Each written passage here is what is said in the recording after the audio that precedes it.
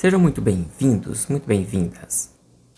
Vamos recordar que a análise espectral é o comportamento da velocidade no eixo Y ao longo do tempo, que é o nosso eixo X, sendo que a linha de base separa as velocidades positivas das negativas. Agora, as velocidades positivas representam o fluxo que se aproxima das ondas do Doppler e as velocidades negativas o fluxo que se afasta das ondas do Doppler, onde o desenho espectral representa a velocidade do sangue em cada momento do tempo. No final desta aula de hoje, você vai dominar as alterações do roubo da subclávia. Mas para isso, gente, é importante que você pegue o seu caderno e anote os pontos mais importantes dessa aula.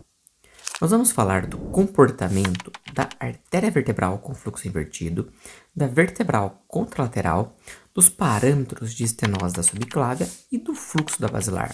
Por último, algo que muitos não ouviram falar, que é a desaceleração médio-sistólica, e explica o formato espectral da vertebral com fluxo comprometido. Um indicador bastante importante da doença é através de exames de imagem, mais comumente através de ultrassonografia, que é o tema da nossa aula, onde nós vamos observar a inversão do fluxo da vertebral. Além disso, a ultrassonografia ela vai demonstrar algumas outras alterações. É comum a presença de hipertrofia da artéria vertebral contralateral, fazendo com que o diâmetro fique próximo de 5 milímetros, que está associado também com aumento de velocidade e fluxo, até mesmo atingindo valores acima da normalidade. Lembrando que o pico de velocidade sistólica geralmente se encontra entre 20 a 60 centímetros por segundo, onde valores acima de 108 geralmente são indicativos de velocidade aumentada. Além disso, com a ultrassonografia nós temos mais dois elementos que nos ajudam a diagnosticar o roubo. O primeiro é o aumento significativo de velocidade no terço proximal da subclávia, onde nós temos a estenose da subclávia. E nós sabemos que a estenose promove um aumento de velocidade de fluxo no ponto de estenose. Quando nós temos valores acima de 240, isso nos indica uma estenose aproximadamente acima de 70%. Este é o primeiro elemento. O segundo elemento é a presença de um amortecimento da onda espectral no terço distal da subclávia, com retardo da aceleração e diminuição do pico de velocidade sistólica.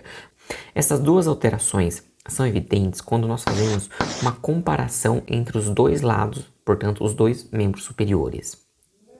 Agora, com a ultrassonografia, então, nós conseguimos observar a inversão do fluxo da vertebral, a hipertrofia da vertebral contralateral, o aumento de velocidade de fluxo da artéria vertebral contralateral, observamos a estenose da subclávia e o amortecimento das ondas espectrais distais à estenose da subclávia. Agora nós vamos falar do comprometimento do fluxo da artéria basilar. Nós sabemos que a artéria basilar se forma da fusão das artérias vertebrais direita e esquerda. Agora, uma pergunta para vocês. Como está o fluxo da basilar quando temos inversão do fluxo da vertebral? Vocês conseguem me dizer? Eu vou falar para vocês.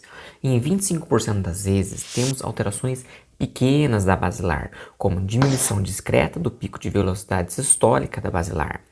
Só que em 5% nós temos uma inversão do fluxo da basilar, ou uma inversão total ou uma inversão parcial. Nesta situação é mais provável o desenvolvimento de sintomas neurológicos ou o desenvolvimento, portanto, da síndrome do roubo da subclávia. Dando sequência, nós vamos falar do comprometimento do fluxo da artéria vertebral. Nós sabemos que a artéria vertebral é o primeiro ramo da subclávia e, por isso, muito próximo do ósseo da subclávia. Sendo assim, alterações de fluxo da subclávia naturalmente vão perturbar o fluxo da artéria vertebral.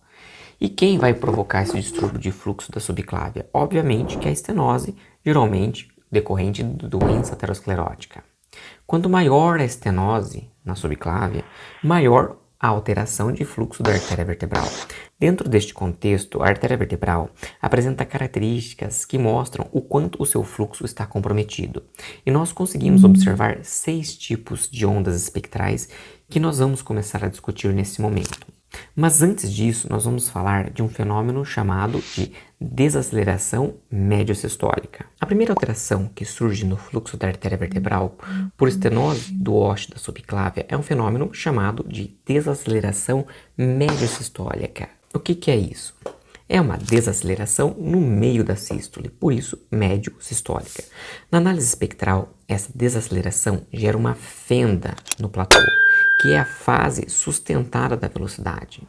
Portanto, ela fica partida, dividida, e quanto mais profunda esta fenda, maior o comprometimento de fluxo da artéria vertebral. Decorrentes da fenda, nós vamos observar dois picos de velocidade sistólica. O primeiro com ápice agudo e mais elevado, e o segundo com ápice rombo e mais baixo em relação ao primeiro. E é justamente o vale que fica entre esses dois picos, o vale dessa fenda, que serve de parâmetro para classificarmos as 4 primeiras alterações observadas na análise espectral. Vamos agora retomar os principais pontos desta aula. Vamos lembrar que a vertebral contralateral está hipertrofiada no roubo da subclávia.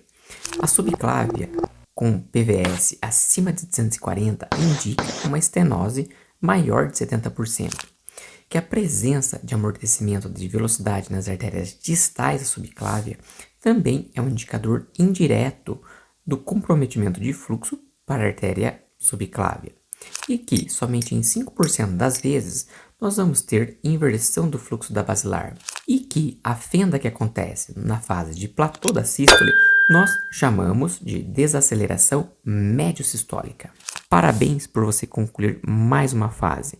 Na próxima aula, além de dominar as 4 primeiras ondas da análise espectral, nas alterações de fluxo da vertebral, você vai aprender os 2 tipos de inversão parcial de fluxo e, além disso, as ondas do tipo 5 e 6.